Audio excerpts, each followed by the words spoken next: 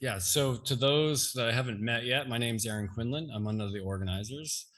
And I'm really delighted to be able to introduce Dr. Stephen McCarroll as our second keynote speaker.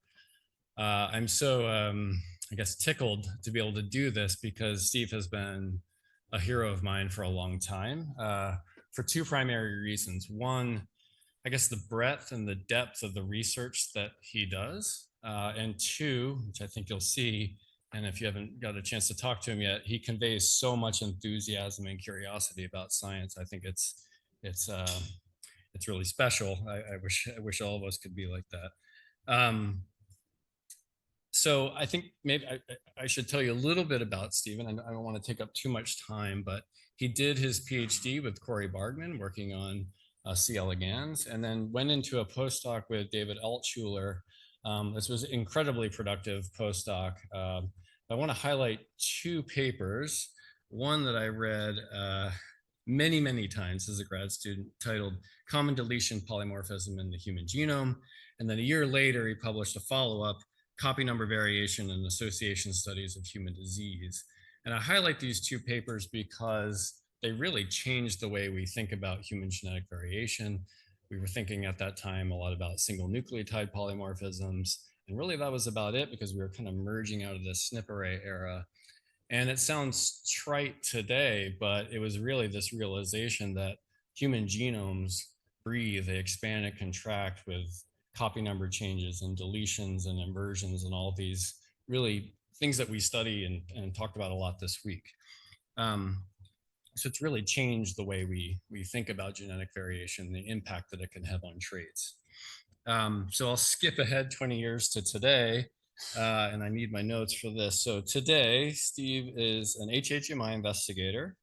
He's obviously an institute member at the Broad Institute. And he's also the Dorothy and Milton Flyer Professor of Biomedical Science and Genetics at Harvard. And so broadly speaking, Steve's lab uses molecular and computational techniques to study how structural changes, repeat changes, impact neurological traits and traits in the brain. So today, I don't want to steal his thunder, but I know a little bit about this story, and I think he's going to tell us a really exciting story about the cellular mechanisms that lead to Huntington's disease.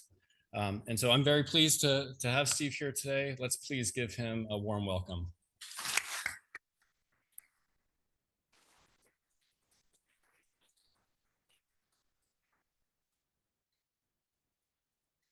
Thank you. Thank you for coming. Thank you for inviting me to share this work. Thank you for that introduction. That was very nice. Too nice in many ways. I want to point out that the tale of structural variation was being told at that time also by like Matt Hurls and Jonathan Sabat and Charles Lee and others. But thank you for it. Actually, I came to this meeting many years, gave posters before I ever got invited even to give a talk. So it is, yeah, this invitation means a lot. Thank you. It so happens that it's 10 years ago next week that our lab posted online the blueprints and software for a new invention that Evan McCosko, a postdoc in the lab, and a team of people working with him had been developing quietly for years. That invention was droplet-based single-cell RNA-seq, or as we called it at the time, Drop-seq. I'm going to admit, I kind of miss when everyone called it Drop-seq.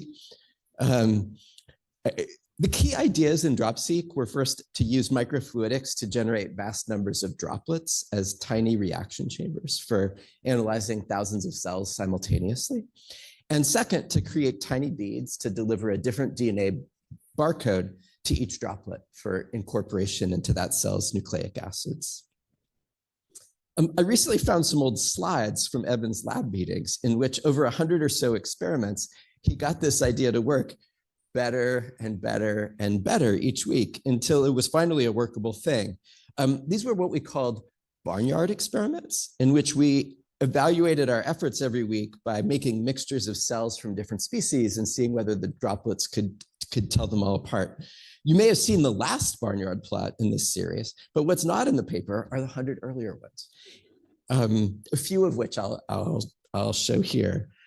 And I just thought I'd show this to remind young people in the room who are trying to get hard things to work, that things can be quite frustrating along the way. There's all kinds of setbacks and mix-ups and small humiliations, and but that it's worth it.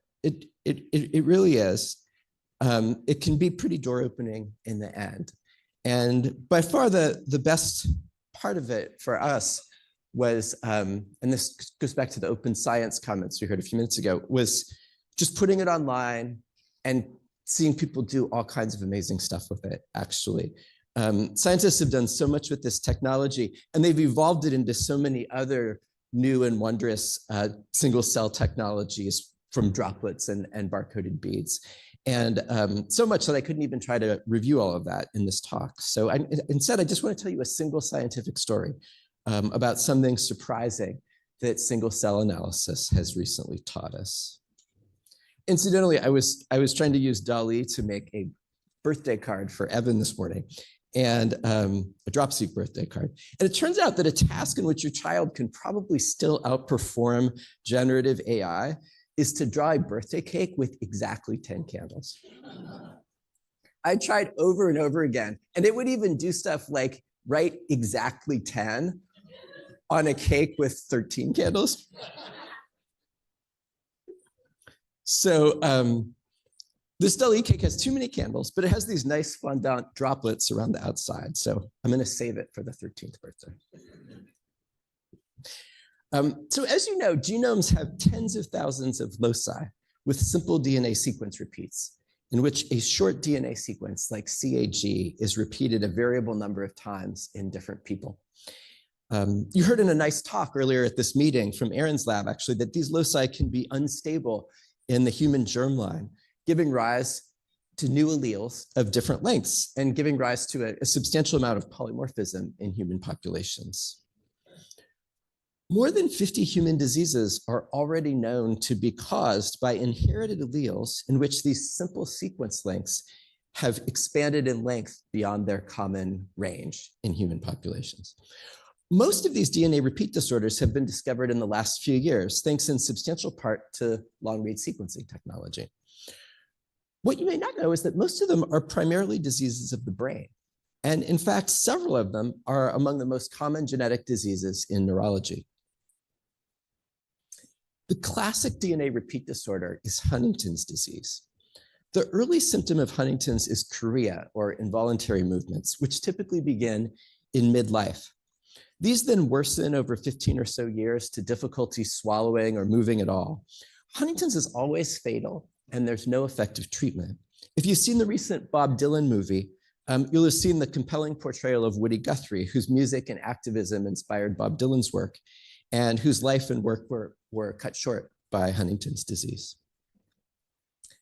Huntington's involves severe atrophy of the striatum, this part of the brain shown in the little blue box there, and death of specific kinds of neurons in the striatum. The vulnerable neurons are called striatal projection neurons, or SPNs. They've also historically been called medium spiny neurons, or MSNs. I'm going to call them SPNs today. People with Huntington's disease lose almost all of their SPNs, while nearby striatal interneurons and glial cells are spared. And science has long sought to understand why SPNs die in Huntington's disease and the cells around them don't. Huntington's is quite literally the textbook Mendelian genetic disease. And almost any genetics textbook will use it as an example of how Mendelian inheritance works in humans. Huntington's exhibits dominant autosomal inheritance and full penetrance. And in 1983, the gene was mapped to chromosome 4. And in 1993, it became the first dominant human disease for which the responsible gene was found by genetic mapping. This is a landmark accomplishment for human genetics. This is a great, for those of you who teach, this is a great paper with which to teach what human genetics was like before you had a human genome sequence, and the just incredible amount of problem solving that it took to figure things like this out.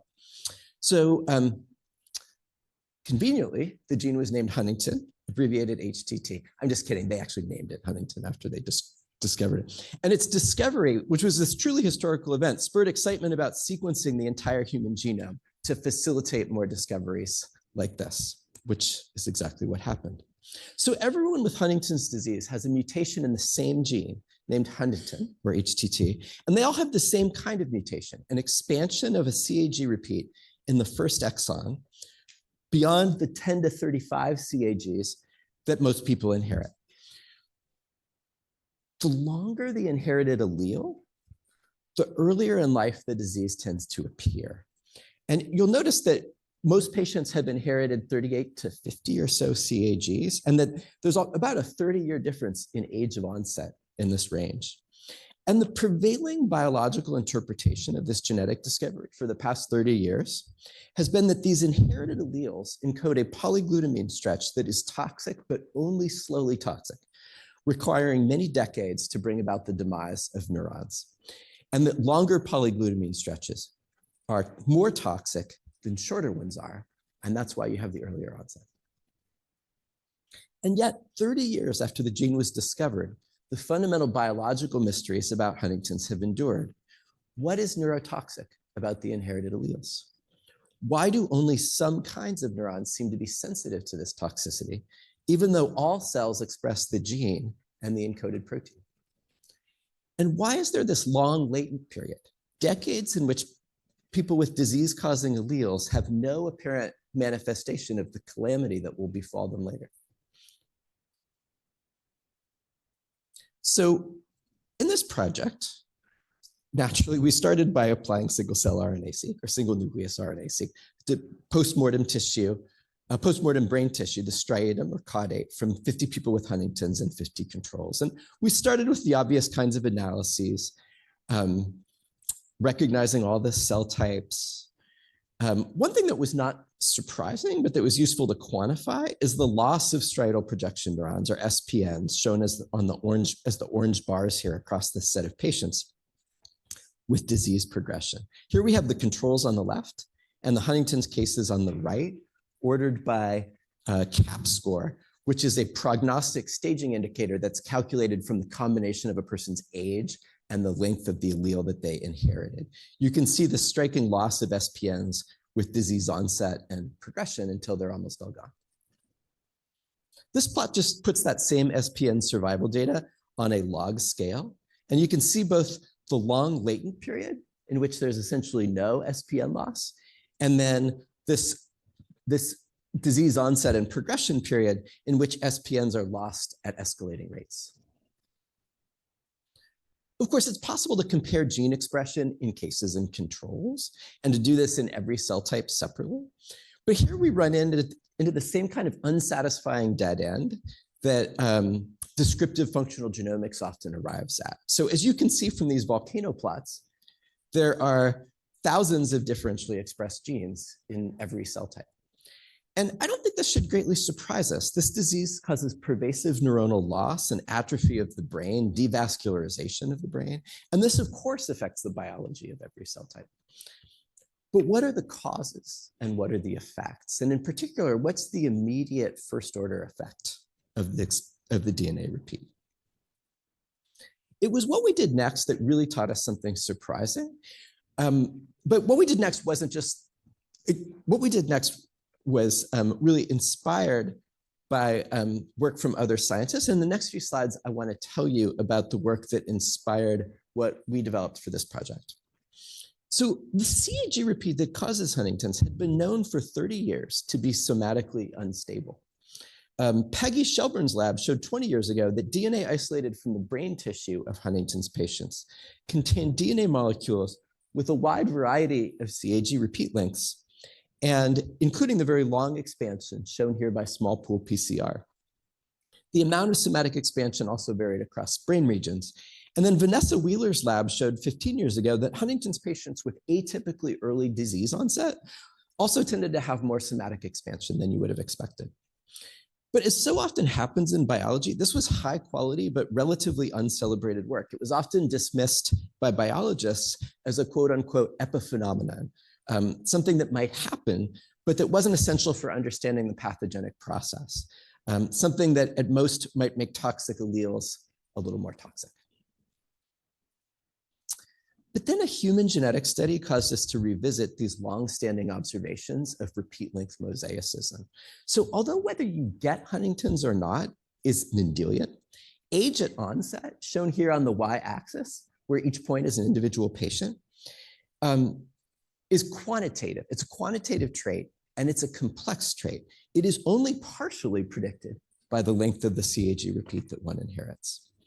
And the residual, the difference between actual and predicted age of onset, was used as a quantitative trait in a genome-wide association study to find common variants at any genomic locus that affect age at onset.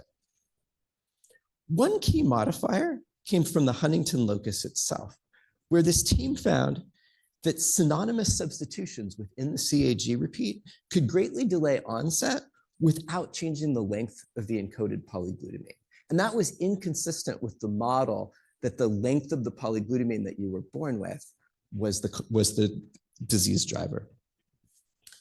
The other striking thing about these results was that half of the associated genes encoded DNA repair proteins. And not just any DNA repair proteins, these were genes that are shown to regulate the stability of DNA repeats in yeast and in mice. And this suggested that somatic mosaicism might be an onset determining factor. So our lab found this human genetics so compelling that we worked for a couple of years to develop a way to measure the length of the CAG repeat in individual cells alongside those same cells' genome-wide RNA expression. Our approach builds on the droplet-based technology, but in the new approach, we start from the same nuclei, but we make two sequencing libraries. The regular transcriptome library captures the genome-wide RNA expression and thus the cell type and the biological state of the cell. And then we developed a series of molecular biology manipulations to make another library that captures the same cell's CAG repeat sequence, which we read out by long read sequencing.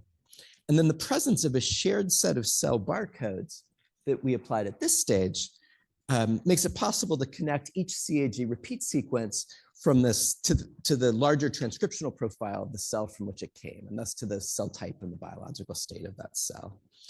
And this was developed, many people in the lab contributed to this, but I want to especially mention Nora Reed, who was at the time a research assistant just out of college, and Nolan Kamataki, who made some really ace molecular biology suggestions along the way, and who you will already know from his talk this morning about the genetics of viral load in humans. So this approach made it now possible to ask, by applying this technology to brain tissue from Huntington's patients, what cell types generate the somatic CAG repeat length mosaicism? And this result was really clear. Although there's a little instability in all cell types, there's profound instability in SPNs, the vulnerable cell type. And in fact, there's profound directional expansion in the exact same cell type that eventually dies in the disease. Note that the somatic expansion is both cell type specific and allele specific. It's exhibited only by the disease causing allele and not by the regular allele. This was true in every patient that we studied. Here's data from 6 patients. So the cell type specificity of the disease matches the cell type specificity of somatic expansion of the disease causing CAG repeat. You might wonder, how does this even happen in post-mitotic cells that are not replicated? Actually, people who study mutational mechanisms like Anna Pluchenik have learned quite a bit about this. And in the next couple of slides, I'll summarize what work by Anna's lab and others have taught us about the cellular mechanism for repeat expansion in non-dividing cells. Whenever 2 DNA strands are separated, for example, during transcription, there's a small chance that within a long DNA repeat, the 2 strands will reanneal in an out of register manner. It's like a zipper with a pucker. I actually hate it when this happens. Note that this only happens within tandem repeat sequences. In complex sequence, there's only one right way for it to reanneal. But this can happen in tandem repeats, and that the longer the repeat, the more likely it becomes that it will happen. This gives rise to these slip-out structures, which are known more formally as extrahelical extrusions. And our own cells' mismatch recognition complexes are constantly combing through our genomes looking for mismatched DNA. And this surveillance may be particularly strong in neurons, which sustain a lot of oxidative damage to their DNA. These slip-out structures get surveilled by a particular set of complexes known as mut-S, and mut-S then recruits mut-L to initiate a repair process that begins by nicking one of the two strands. And then that nicked strand is resected and resynthesized using the other strand as a template. So as you can see, this would be a great way to fix a point mutation. But if it's in the context of a DNA repeat, it gives rise to a length change, an expansion or contraction. And here's the key thing. The genes that encode the enzymes in this DNA repair pathway are also the genes in which common genetic variants affect age at onset in Huntington's disease. So human genetics is telling us that this biology may significantly shape the age at which the disease appears. So we see that patient after patient has come to have a similar distribution of CAG repeat lengths in the vulnerable neurons. We call this an armadillo distribution, in which most neurons exhibit somatic expansion to up from the inherited allele, typically in the low 40s, to a range of 40 to 90 CAG repeats. And in fact, that's historically been the range in which, in humans, this phenomenon was measured and studied. But with long-read sequencing, you can see that there's this long right tail of neurons with very long expansions, well past the 100 repeat units. And you'll notice that the body of the armadillo is kind of always in the same place in the distribution. So how do distributions like this arise during a person's life? We approach this question through simulations and mathematical modeling. Here, each point is a neuron, and we're just simulating a stochastic expansion contraction process, essentially a biased random walk throughout the course of their life. And these simulations make only a few simple assumptions. So the first is just that expansion is a stochastic process at the single cell level, just a biased random walk. Second, that it's a nonlinear process. The longer the repeat gets, the more frequently this keeps happening. The rate of expansion starts out quite slow. In fact, it's very slow when the repeat's less than 60 CAGs, with a CAG added less than once a year. But the longer it gets, the faster it expands. And at around 90 CAGs, there's a transition to a much faster rate of expansion. This simple model generates data that fits the empirical distributions extremely well in each patient. I want you to notice a key thing about our model. Most SPNs eventually acquire extremely long expansions, but they do so asynchronously because the early phase of expansion is slow and stochastic at the single cell level. And so they arrive at this regime of rapid expansion at very different times and only after decades of slow expansion. But the key question has always been, how and when does the CAG repeat actually change the biology of neurons? As I mentioned earlier, when we analyze the data with conventional case control comparisons, what we see is unsurprising. Huntington's disease results in thousands of gene expression changes in every cell type. But this doesn't help us appreciate causes and effects. We realized, though, that we could pursue this question in a new way. Within any one tissue sample, there are thousands of neurons with different CAG repeat length. It's like an allelic series inside every little tiny piece of brain tissue. And if we compare these neurons to one another, because they're all sampled from the same place in the same person's brain, we can control for everything that's specific to that patient and their medical history and their disease state and everything like that, and really try to isolate the direct cell autonomous effect of CAG repeat length. So how does gene expression change if we compare neurons with modest expansion, let's say from 40 up to about 65 CAGs, to neurons with 60 to 150 CAGs? The surprising answer, which you see in this volcano plot, is that we see no differences at all. But what if we instead look at the neurons with really long expansions? Then we see almost 1,000 genes changing in expression levels. And note that we have far less power in this analysis because there's a lot fewer of these neurons, but there's just far more gene expression change to recognize. These are heat maps from 6 different patients, cells by genes heat maps, each one showing the pattern of gene expression change in these 6 different patients. In each heat map, we've just sorted the individual neurons from left to right based on the length of their CAG repeat. So this is the allelic series. And even just looking at these 6 heat maps from 6 patients, you can see the clear pattern, which is the CAG repeat seems to have no effect on gene expression until it becomes extremely long. And only then does it start to have what's actually a profound effect on gene expression, affecting the expression level of hundreds of genes. Here we've collapsed all the upregulated genes into a single metagene, shown in green, with just the average fold change, and done the same for the downregulated genes in blue. And you can see that in each of these 6 patients, there's essentially no change in the expression levels of these genes in their average expression levels until the CAG repeat has expanded beyond about 150 CAGs. And then there's a systematic and steadily escalating change. So we can add a toxicity phase to our model of pathogenesis in HD with this phase C, as we call it, commencing at about 150 CAGs. When we compare the phase C gene expression changes in different patients, we can see that they're essentially the same changes in each patient.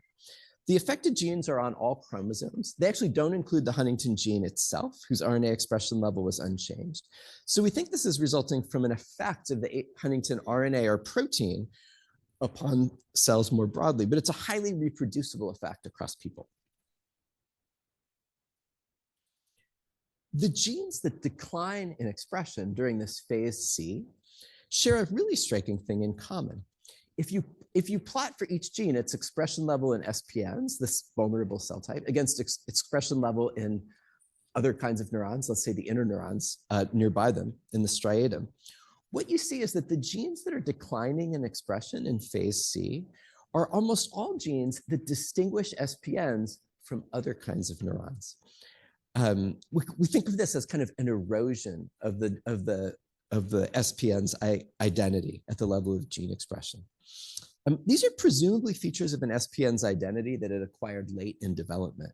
It's as if the high expression levels of these genes are united by a mechanism that can unravel decades later. We think that's probably an epigenetic mechanism, and we're working now to try to identify what the mechanism of that delayed unraveling is.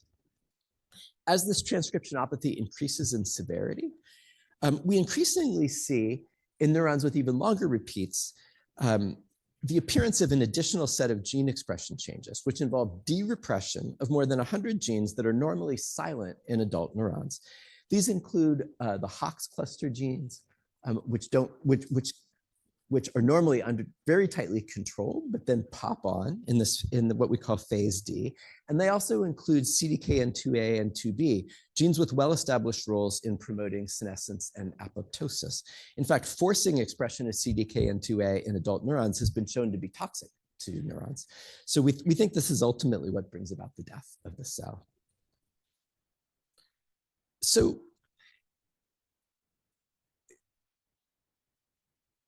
there are a lot of delicious things in science, but one of the most delicious is when experimental data clashes with your priors and just really kicks them into a ditch. And this was definitely a case. This was not what we set out to find. At the start of this work, we expected to see effects from a toxic mutant Huntington that was kind of progressively becoming more toxic over a patient's lifetime. Our approach was really meant to just identify the direct cell autonomous component of this toxicity, which we hypothesized would be escalating across this range. But these experiments led us to a very different way of thinking about the pathogenesis of this disease. We now think that for most of a neuron's life, the process is really just a slowly ticking DNA clock, in which the CAG repeat expands slowly and somewhat variably across the individual neurons for many decades. This expansion is nonlinear. The longer the repeat gets, the faster it expands. So this DNA clock starts to tick rapidly, but individual neurons enter the rapid expansion phase asynchronously. Finally, as the DNA repeat expands past 150 CAGs, the cell's biology becomes increasingly distorted, culminating in its death. But this is actually a fast process. It takes months rather than decades. It's perhaps 100 times faster than we thought. So let's return to the questions with which we started. What is neurotoxic about the inherited alleles that cause Huntington's disease? We think the reason this question has been so hard to answer over the past 30 years is that perhaps they're not toxic at all, that they are innocuous in the form in which they're inherited, and only even begin to exhibit toxicity decades later. Why does neurodegeneration take decades? We think it doesn't. What takes decades is for a neuron to reach 150 or more repeats. But once neurodegeneration starts, it's actually a very fast process. And why is degeneration so cell type specific? We think it's because somatic instability and somatic expansion rates vary by cell type. So we now think that the pathogenesis of Huntington's is a DNA process, not a cell biological toxicity process, a DNA process for almost all of a neuron's life. In addition to its effect on the striatum, Huntington's disease also affects the cerebral cortex. And in the next few slides, I'd like to share some new data of trying to understand that.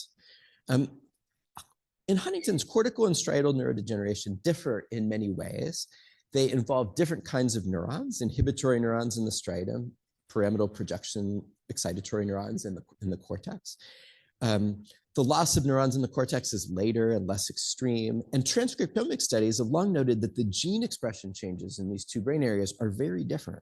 And this has led to longstanding hypotheses that they have different mechanisms, that these are different bad things that the polyglutamine stretch is doing in different cellular contexts. We analyzed the cortex of Huntington's patients using our same approach and saw much the same thing: modest instability in all cell types and profound expansion in the vulnerable cell type, with individual neurons having reached hundreds of CAGs.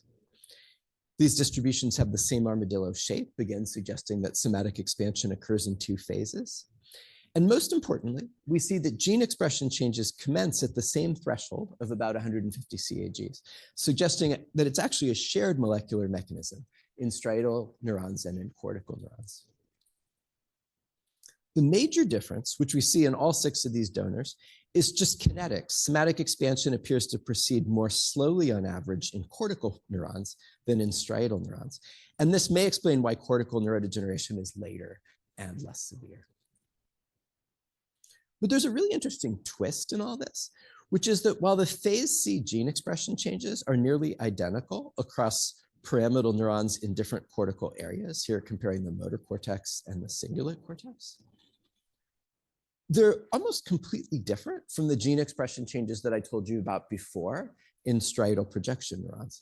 So although phase C is commencing at the same CAG repeat length in different kinds of neurons, it's then affecting very different sets of genes in different kinds of neurons. And, but the two sets of genes share a very important property in common. In the cortex, as in the striatum, the genes that decline in expression are genes that are associated with neuronal identity. It's just that the gene expression features of identity, they're different for cortical neurons than for striatal neurons. And so this raises really interesting questions about the underlying mechanism that we're hoping to answer in work that we're doing now. This, of course, doesn't yet answer a key mechanistic question, which is how exactly does the expanded CAG repeat lead to this neurotoxicity? I want to share a few slides from new work by Won-Sok Lee, a postdoc in the lab, who's working to answer this question. You're almost certainly familiar with the idea that stretches of polyglutamine can make proteins prone to aggregation. So could somatic expansion be what propels the Huntington protein beyond some threshold for aggregation? There's a long history of debate in the Huntington's field about the pathological significance of protein aggregates, Huntington protein aggregates. They were first observed decades ago in mouse models like the Q170 model. And they were extremely abundant, appearing in most of the nuclei in the brain. But in human brain tissue from Huntington's patients, aggregates are actually quite sparse, appearing in only about 1% of nuclei. And so this led to much debate. Like, if aggregates are pathologically significant, why do so few cells have them, even at the end of life? But now think about this in the context of our model. Key pathological features might, in fact, be quite sparse in human brain because individual neurons pass through this toxicity phase at different times and then die really quick. They don't linger in that phase for a long time. So we wanted to ask whether these two features, Huntington aggregates and long somatic expansions, are present in the same sparse nuclei. Won-Sok developed a sorting-based approach for purifying the nuclei with aggregates. You can see here how in the unsorted nuclei on the left, very few have visible protein aggregates, but in the sorted nuclei, almost all of them have visible Huntington aggregates. So which cell types do these nuclei with aggregates come from? We can classify them based on their genome-wide RNA expression, and this result too is quite clear. Essentially all of them come from SPNs, the vulnerable cell type. So are these indeed the same sparse nuclei that have long somatic expansions at the time of analysis? Here you can see that the unsorted nuclei have the expected armadillo-shaped distribution of CAG repeat lengths, with only a tiny fraction having the really long expansions. So how about the small fraction of nuclei, the 1% or so of nuclei with Huntington protein aggregates? Almost all of these nuclei have very long somatic expansions. So these features are appearing together in the same sparse cells. So just to summarize, we think based on the data from these experiments that Huntington disease causing alleles are initially innocuous and that they must greatly expand beyond about 150 CAGs before even beginning to become toxic. We think that the pathogenesis of Huntington's disease is a DNA repeat expansion process for almost all of a neuron's life. And we think that the cell type specific vulnerability in Huntington's disease arises from cell type specific rates of somatic expansion. In current work, we're trying to better understand the cellular toxicity mechanism in Huntington's, and I showed you some kind of initial results from that. And here, this ability to now purify the sparse cells that are manifesting this toxicity is enabling a lot of biochemical and epigenetic analyses of that sparse population of cells. We're trying to identify the properties that cause some kinds of neurons to have so much more somatic expansion than other kinds do. And we're trying to understand how these common genetic modifiers of Huntington's disease affect each of these stages of pathogenesis to figure out which modifiers act at phase A or phase B or the transition or upon the cellular toxicity mechanism. Above all, though, we'd like to understand how general this disease model is, in which the allele that causes a disease isn't born bad, but becomes bad over the course of our lifetimes through somatic expansion. There are dozens of DNA repeat disorders, more than 50, almost all disorders of the brain, and many of them don't manifest until midlife. A few of them have now recently been shown to have the same common genetic modifiers that Huntington's disease does in these DNA repair proteins. And I think that's probably pretty strong evidence that this dynamic may actually apply not just in Huntington's disease, but in a variety of DNA repeat disorders. So we're working hard to try to understand the extent to which other DNA repeat disorders also have this kind of dynamic of alleles that start innocuous and become bad through somatic expansion.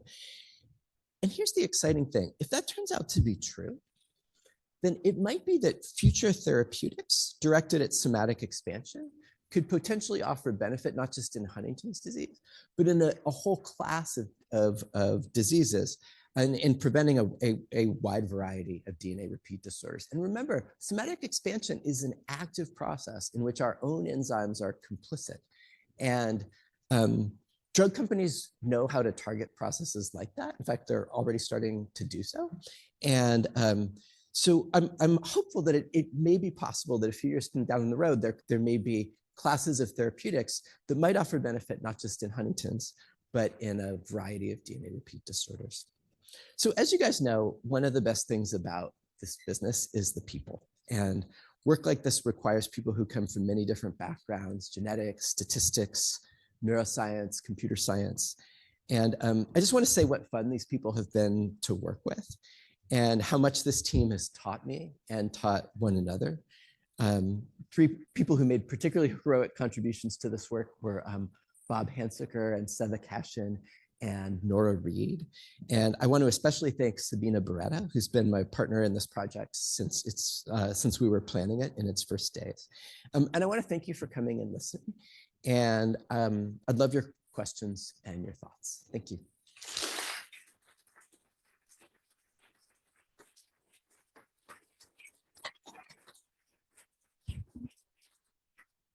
Thank you so much. I'm sure there are questions for Steve.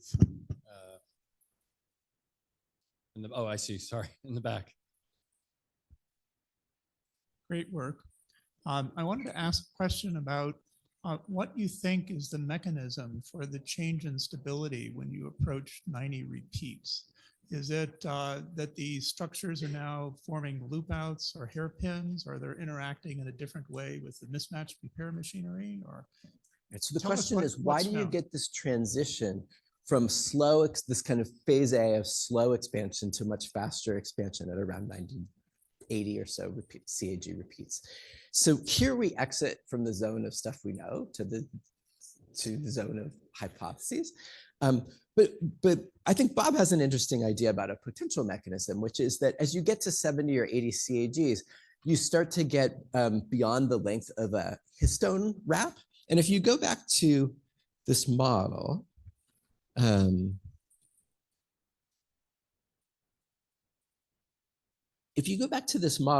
these slip out structures are unstable, like they migrate, right? These are not like covalent structures. And so they're just inherently unstable, and they'll kind of wander, and then when they reach each other, this whole structure will kind of collapse. But if you get an intervening nucleosome, then they can't do that. And so these structures will linger for a much longer time. And we think that that increases the likelihood that they'll get surveilled by our mismatch recognition enzymes. And that's just a hypothesis, but that's how we're thinking about it today. Okay. Got one up front here. Thank you. Very, very interesting. So I'm curious regarding, again, probably I'll keep you in the area of kind of hypothesis, but what makes it that it happens only in this specific cell type and it doesn't happen in the other cells? Did you see anything in kind of differential expression of genes or chromatin or something that make it that it happens only there? Yeah, so what we're starting to see as we look at other brain areas is this dynamic is happening in other neuronal types too. And in fact, like Huntington's is probably it's probably more of a whole brain disease than has been recognized. It's just that in many of these brain areas, the neuronal types that it's happening in are a small fraction of all the cells. So you don't see them like just atrophy on an MRI. But we are starting to identify a much larger set of neurons in which this is happening. And we hope that when we found enough of them, we can start to figure out like what they all have in common, but we're not there yet. Question here. I think mine's also in the realm of kind of the hypothesis. So mismatch repair primarily is kind of focused on repairs that happen or for lesions that happen during replication.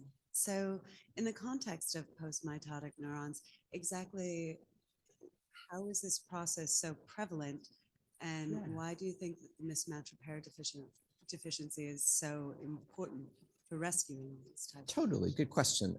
So a neuron's going to have its genome a long time, and it needs to take care of it. And it's thought that a neuron's genome actually has, I think Chris Walsh said it, a neuron's genome has hundreds of new point mutations every day. And the vast majority of them, it just fixes through mechanisms like this. So neurons and muscles sustain a lot of oxidative damage to their DNA. And so in some way, in many ways, they actually have to run these kinds of pathways particularly hard. It's different than in replicative cells, but they're going to have that genome a long time. And if they don't take care of it, we won't be around a long time. Hey, Steve, great talk. So I'm really struck by, after all this beautiful work and highlighting building on the lovely GWAS studies to show that there's a somatic component, that you're kind of back at the protein aggregation hypothesis of neurodegeneration.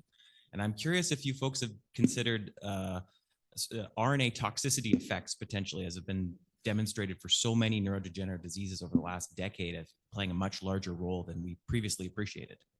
Yeah, so we are considering that. I think the fact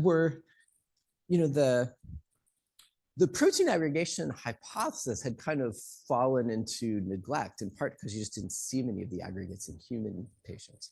And so we're trying to rehabilitate that hypothesis a bit, but you're absolutely right that that doesn't mean it's true, right?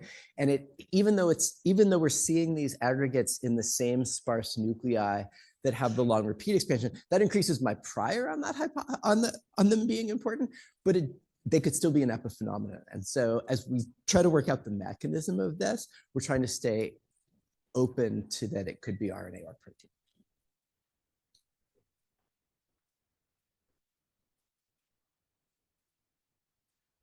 Thank you. Beautiful work. Thank you. I'm wondering that if you have the normal repeat length, so you don't have actually the genetic predispositions to Huntington's, whether we also have an expansion somatically, and whether that means that if you have the stochastic phase just very long, if we would wait long enough, would we also get Huntington's? Yeah, if we lived out long enough, would we all get Huntington's? I think probably not. So it looks like alleles that are shorter than 30 CAGs are actually quite stable in neurons. So it seems to be the case that the threshold for disease is thought to be about 36 CAGs, and so for a long time that was assumed to be the threshold for toxicity. But what it looks more like is that that's actually the threshold for instability. Everyone way back there. Hello, terrific talk, thank you. I was actually wondering, yeah, up here. So in the picture that you saw with the fluorescence, when you were showing the neurons that they were sparse, and then you were showing the length distribution of the repeats for the cells that had more than 200 repeats, right? Yeah. So the distribution started to look a lot like the initial distribution when you had 0 to 150 repeats. Can you go back to this picture? Sure. Sorry about that. No problem. Let's see. This slide? Yeah. Yeah. So like I don't know. I feel Oh, like you mean why are there these cells? Yeah. So once you yeah, start, it's just that fax isn't. It's just that fax isn't 100%. So okay. yeah. No, I was about to say that once you pass the 200 CAG repeat length, the distribution starts to look a lot like the initial form of the distribution when you had 0 to 150. I'm wondering if there is like a specific length of the CAG repeat that creates this kind of I don't know, this kind of acceleration in the accumulation of repeats again. Yeah, Like it's an what interesting you call, idea, yeah. but I don't have a good answer to that. Yeah. Very interesting. Thank you. Okay, we'll take these last two questions here. Let's start with person on my right. Thank you. Great talk. I'm wondering if any of the enzymes involved in the mismatch repair pathway are differentially expressed in any of the comparisons you made. In any of the comparisons that you made. Yeah, well, so they don't change in expression with CAG repeating. So the mismatch repair enzymes themselves, at least the transcripts encoding them have stable expression levels as the CAG repeat expands. So I think that the disease clearly has an accelerating quality, but we don't think that's because of like some complex feedback loop with expression of those enzymes. We think that the accelerating quality really just comes from the kind of non-linearity in expansion. Thanks. Okay, last question. Thank you. Yeah, I was just wondering about, you showed some of the slides of all the different like SPN diversity. I'm wondering if there's a very specific reason why SPNs in particular have the most type of dysregulation, and then if there's specific subtypes of SPNs that might perhaps be more vulnerable. Yeah, so there's subtle, so there's like what are called ISPNs and DSPNs, and the ISPNs are lost a little faster than the DSPNs, and we also think that they have their somatic expansion is maybe about 10, the rate is maybe like 15% faster. So, but we don't know why it's faster. Obviously, like one natural hypothesis would be like just levels of expression of these mismatch repair enzymes. And some of them, and this is again, I think why it's, I think part of the gift from the human genetics in this area. And one of the reasons why I think some of these may turn out to be tractable therapeutic targets is that, for example, like MSH3, which is one of the components of MUTS, there's multiple protective haplotypes at the MSH3 locus, and both of which reduce expression of MSH3. So it's like, it's helpful to have less MSH3 activity, which makes me hopeful for that as a therapeutic target. Another way in which I think human genetics suggests it's really worth thinking about as a therapeutic target is because you obviously would worry about cancer if you like, for example, gave people a small molecule therapeutic that was targeting mismatch repair. But like 1 in 500 people has a loss of function mutation. 1 in 500 people in UK Biobank has a loss of function mutation in MSH3, and they don't have elevated cancer risk as far as we can tell.